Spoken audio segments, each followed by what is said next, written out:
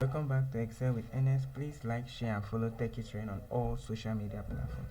Let's get right into it. In the previous video, we talked about the error values. In this video, we'll be talking about the autofill, autosum, and so on and so forth. Now, let's continue. Autosum. Autosum. Okay, autofill. Autofill is a tool for copying data. I've already showed you the autofill function. It will generate a sequence, follow that sequence. Autofill, that is what autofill basically does.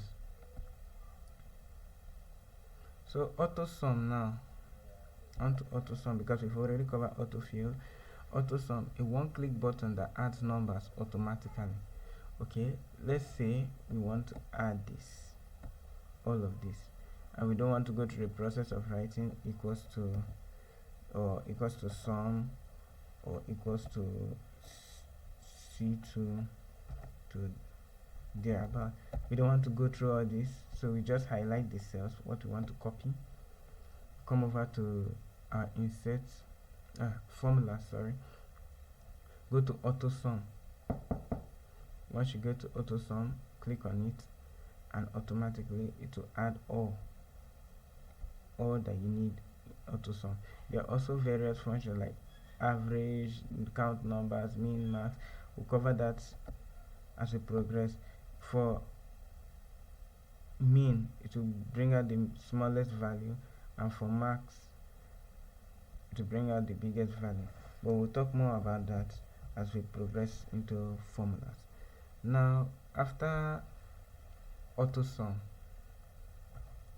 we have the cell formatting.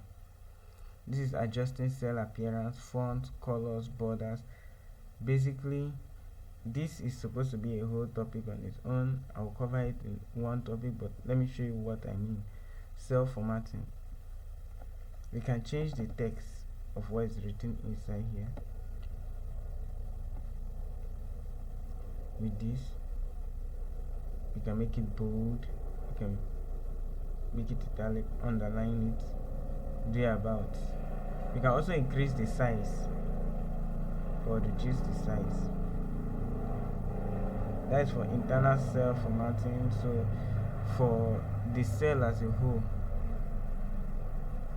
we can change styles here, different styles. This is one way. We can arrange their alignment. We can arrange the alignment using this. Let's leave it here. We have other these things we can also make here for the cell itself, not the text, to affect just the cell. We can make it black. We can make the text white. There are so many things, so many ways. Cell formatting is basically editing the cell and the font. I say cell. It's basically editing the cell and the values inside of that cell. That is what you call cell formatting. Moving on from that, status bar. Status bar, the bottom bar showing quick start, sum, and average. Come over here, we highlight this. Here is where our status bar is. The average is 1750. The number of values there, the count is 4 values, 1, 2, 3, and 4. The sum of those 4 values has been inputted. Here is normal, here is page layout. You can see you can change the page layout with this button. Here too, we can also change the page layout to be something like this, but we leave it as normal because this is more understandable. Here is to zoom out, and here is to zoom in.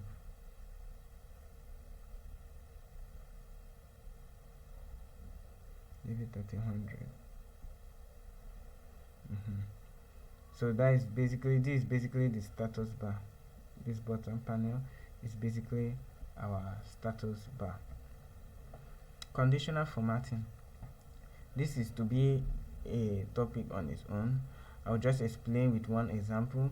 Conditional formatting automatically changes cell style based on rules.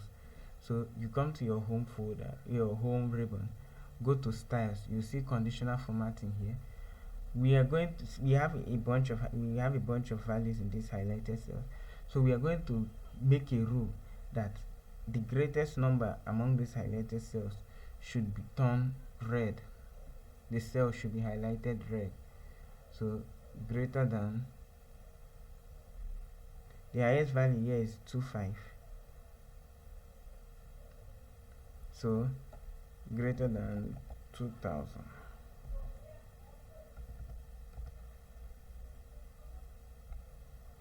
So it found that any number greater than 2000 should be highlighted. Here too, you can also equals to 1000. So it highlights again. But notice that this one is also highlighted. So you have to remove the conditional formatting for this one.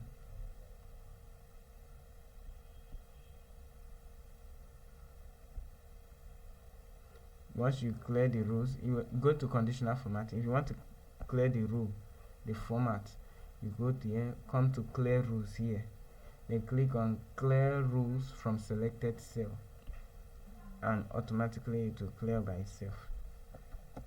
Once you've highlighted the cell, conditional formatting enables you to set rules to edit that cell.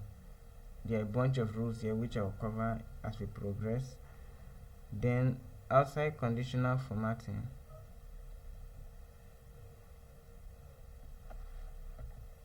we have data validation, restricting the type of cell entered into the type of data entered into a cell. Let's say we have this cell, we want to make it that only decimal numbers can be inserted into this cell. We come to data. Under data, we come to data validation, which is this. We go to our settings. We allow only decimals between 0.1 and 0.9. This one will also be a topic on its own because I'll have to explain this in detail. So now we have this cell.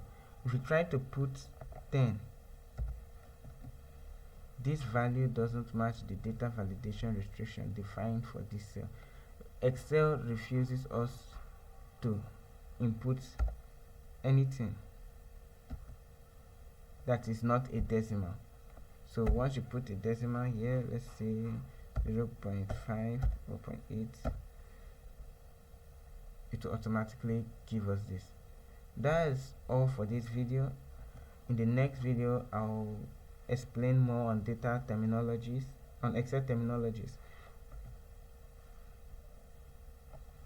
I'll explain more on Excel terminologies. NS out.